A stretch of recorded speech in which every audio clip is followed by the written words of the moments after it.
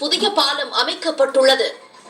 எங்களுக்கு வெளிநாடுகள்ல இருந்து வெளி மாநிலங்கள்ல இருந்து வரக்கூடிய யாத்திரைகள்லாம் வராம இங்க நாங்க மீன் பிடிக்கிறத மீன் ட்ரெயின்ல பாஸ் பண்ணி அனுப்ப முடியாம இப்படி பல்வேறு இடையூறுகளுக்கு சிக்கல்களுக்கு ஆளானா அதனால நிறைய பொருளாதார இழப்புகளை நாங்க தொடர்ச்சியாவே சந்திச்சுக்கிட்டு இருந்தோம்.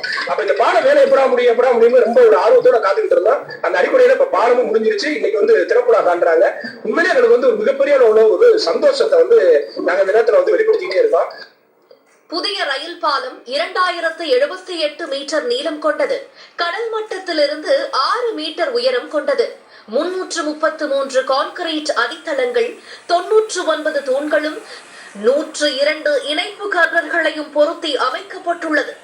நாட்டிலேயே முதல் செங்குத்து தூக்கு பாலத்துடன் இந்த ரயில் பாலம் வடிவமைக்கப்பட்டுள்ளது.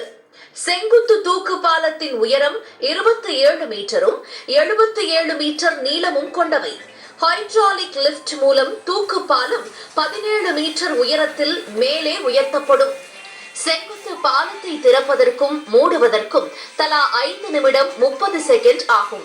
பழைய பாலத்தை திறக்க 30 நிமிடங்களும் மூடுவதற்கு 20 நிமிடங்களும் ஆகும்.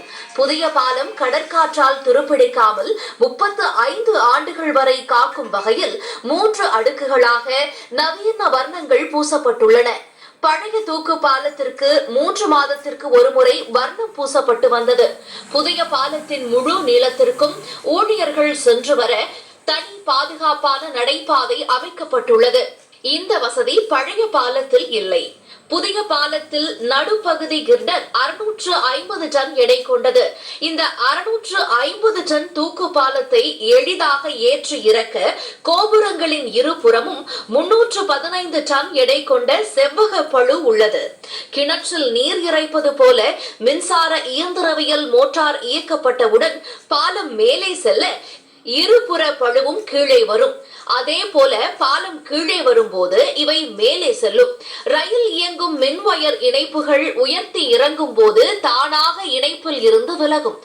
சிறிய படகுகள் பாலம் திறக்காமலேயே கடந்து செல்லலாம். புதிய பாலத்தில் மணிக்கு 80 கிலோமீட்டர் வேகத்திலும் தூக்கு பால பகுதியில் 50 கிலோமீட்டர் வேகத்திலும் இயக்க முடியும். பழைய பாலத்தை கடக்க 30 நிமிடங்கள் ஆன வேளையில் புதிய பாலத்தை 5 நிமிடங்களுக்குள் கடந்துவிட முடியும். தூக்கு பாலத்தின் பகுதியை முழுமையாக கண்காணிக்க 16 சிசிடிவி கேமராக்கள் பொருத்தப்பட்டுள்ளன. பாலம் அருகே 2 மாடி கட்டிடத்தில் ஆபரேட்டர் அறை, டிரான்ஸ்பார்மர் அறை, மின்சார கேபிள் உள்ளிட்ட சாதனங்கள் வைப்பதற்கான அறைகள் கட்டப்பட்டுள்ளன.